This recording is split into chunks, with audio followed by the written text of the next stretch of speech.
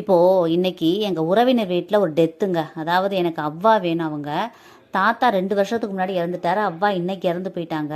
2 பேருமே டீச்சராக இருந்து ஹெச்எம் இருந்து ரிட்டையர் ஆனவங்க. ரொம்ப நல்ல டைப்புங்க. கோடிக்கணக்கில் சொத்து சேர்த்து வச்சாங்கங்க. அவ்வளவு சொத்து சுகம், காரு, பங்களா, அந்தஸ்து, ரொம்ப கோடீஸ்வரன் மாதிரி வாழ்ந்தவங்க.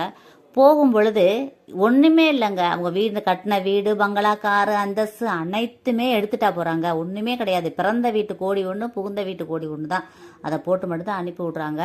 அதனால் நம்ம வாழ்க்கையில் பணம், சொத்து, பங்களா, காரு, வீடு அப்படின்னு அலையாமல் நம்மளால் முடிஞ்ச அளவு புண்ணியத்தை சேர்த்து வைப்போம். 4 பேருக்கு உதவி செய்வோம். இல்லாதவங்களுக்கு உதவி செய்வோம்.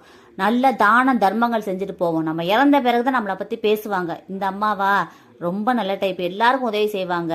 இந்த ஐயாவா அவர் எல்லாரையும் அரவணைச்சு கொண்டு வருவார், எல்லாருக்கும் நல்லது செய்வாருன்னு சொல்லி அந்த மாதிரி பேர் வாங்கிட்டு போவோம்.